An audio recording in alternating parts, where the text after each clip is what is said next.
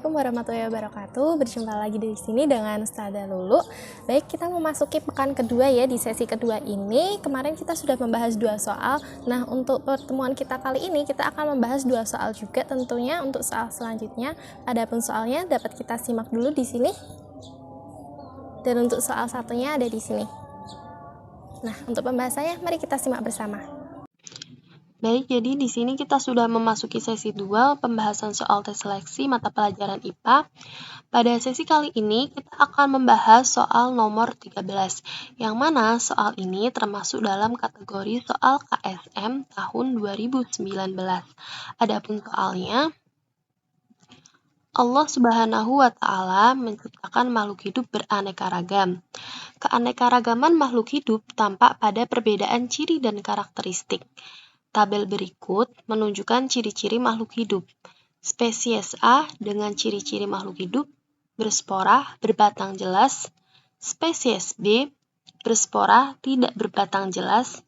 Spesies C tidak berspora, biji tertutup, berkeping 1.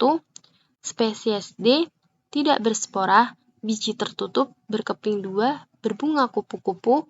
Spesies E tidak berspora, biji tertutup, berkeping 2, berbunga terompet, dan spesies F tidak berspora, biji terbuka. Pertanyaannya, jika 6 spesies tersaji adalah tumbuhan terong, melinjo, kedelai, jagung, suplir, dan lumut, maka yang menjadi spesies A, B, C, D, E, dan F adalah. Sebelum kita lanjut ke pembahasan, maka perlu kita ketahui terlebih dahulu bahwa pada soal nomor 13 tadi termasuk dalam materi ciri-ciri tumbuhan, yang mana kalau anak-anak masih ingat tentunya ini sudah dipelajari, yaitu tepatnya di kelas 6 pada tema 2 yaitu persatuan dalam perbedaan, dan juga pada subtema 1 yaitu rukun dalam perbedaan. Dan alhamdulillah soal nomor 13 ini beberapa di antaranya dari teman-teman sudah menjawab dengan benar. Di antaranya yaitu ada Mbak Chelsea Novit Horin dan juga ada Mbak Naura Anggita Rahmawati. Untuk menjawab soal nomor 13 tadi, maka di sini kita perlu mengidentifikasi terlebih dahulu antara spesies dengan ciri-ciri yang sudah disebutkan di dalam tabel. Yang pertama yaitu spesies A dengan ciri-ciri berspora berbatang jelas merupakan ciri dari tumbuhan suplir. Spesies B berspora tidak berbatang jelas merupakan ciri-ciri dari tumbuhan lumut.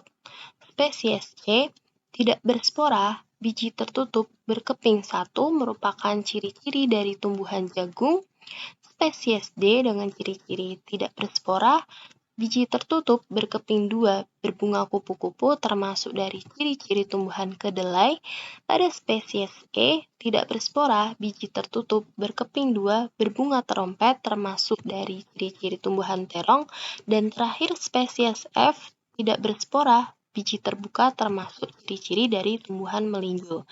Maka berdasarkan identifikasi tersebut kita ketahui bersama jawaban yang tepat antara A, B, C, dan D adalah C, yaitu suplir untuk spesies A, lumut untuk spesies B, jagung untuk spesies C, kedelai untuk spesies D, terong untuk spesies E, dan melinjo untuk spesies F.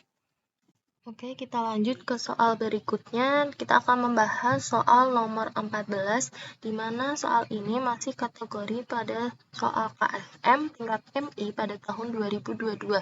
Adapun soalnya, perhatikanlah pertanyaan di bawah ini. Suatu ekosistem terdiri dari 1 komunitas, 2 ekosistem, 3 individu, 4 biosfer, 5 populasi. Pertanyaannya, maka susunan ekosistem yang tepat mulai dari satuan makhluk hidup terkecil sampai terbesar yaitu. Oke, jadi dari soal nomor 14 tadi, soal tersebut termasuk dalam materi struktur organisasi kehidupan. Tentunya sudah dipelajari anak-anak ya, yaitu pada tingkat sekolah dasar, tepatnya di kelas 5, tema 5 tentang ekosistem, dan juga subtema 1, komponen ekosistem. Dan alhamdulillah untuk soal nomor 14 ini, walaupun termasuk kategori dalam soal KSM, Untuk anak-anak sudah menjawab secara benar, di antaranya ada Mas Surya Adiguna dan juga ada Mas Fakih Muhammad. Lanjut kita ke pembahasan. Yang ditanyakan di dalam soal adalah susunan ekosistem dimulai dari satuan makhluk hidup terkecil sampai terbesar. Nah, untuk menjawab pertanyaan tersebut, di sini kita perlu mengetahui terlebih dahulu hierarki atau tingkatan organisasi kehidupan, di mana tingkatan organisasi kehidupan yang akan kita bahas di sini dimulai dari suatu molekul. Molekul ini tersusun dari suatu atom, di mana atom merupakan unit terkecil dari unsur kimia. Kemudian molekul akan membentuk suatu organel, yaitu struktur subkuler yang memiliki satu atau lebih pekerjaan yang spesifik yang dilakukan di dalam sel. Jadi untuk mudahnya, organel ini merupakan organ-organ di dalam sel, sehingga setelah terbentuk organel akan terbentuklah suatu sel, atau disebut juga sel merupakan unit struktural fungsional terkecil dari suatu makhluk hidup. Nah, kemudian kekelompokan sel akan membentuk suatu jaringan. Nah, kumpulan dari jaringan akan membentuk suatu organ.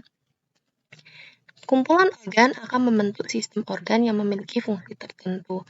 Kemudian dari sistem organ akan terbentuk menjadi organisme atau individu, atau sering kita sebut juga dengan makhluk hidup, yang tentunya sudah terdiri dari komponen-komponen tadi yang saling terkait dan juga bekerja sama. Kemudian dari organisme akan terbentuk suatu populasi, yaitu kelompok organisme yang berganda dari spesies yang sama dalam suatu kawasan tertentu. Kemudian, setelah populasi akan membentuk komunitas. Komunitas merupakan semua spesies yang berada dalam suatu wilayah tertentu. Dari komunitas akan membentuk ekosistem, yaitu kesatuan komunitas dan lingkungan hidupnya yang saling berinteraksi.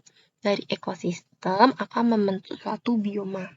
Bioma merupakan komunitas tumbuhan dan hewan yang memiliki karakteristik yang sama untuk lingkungan tempat mereka tinggal. Dari bioma ini akan terbentuklah suatu biosfer, yaitu semua ekosistem di bumi yang digabungkan. Sehingga itulah tadi dari hierarki ataupun tingkatan organisasi kehidupan. Oke, langsung saja kita ke soal. Berdasarkan penjelasan tadi, kiranya sudah cukup jelas ya anak-anak. Maka dari pertanyaan ini, susunan ekosistem yang tepat mulai dari satuan makhluk hidup terkecil sampai terbesar, yaitu dari jawaban A, B, C, dan D, maka yang tepat adalah B. 3, 5, 1, 2, dan 4, yaitu individu, populasi, komunitas, ekosistem, dan juga biosfer. Oke, jadi begitu ya anak-anak untuk pembahasannya. Untuk memahami materi lebih dalam lagi bisa dipelajari lebih lanjut ya. Nah, untuk sesi ini cukup sekian dulu perjumpaan kita. Adapun untuk soal selanjutnya akan kita bahas di pekan depan. Sekian, wassalamualaikum warahmatullahi wabarakatuh. Ilaliko.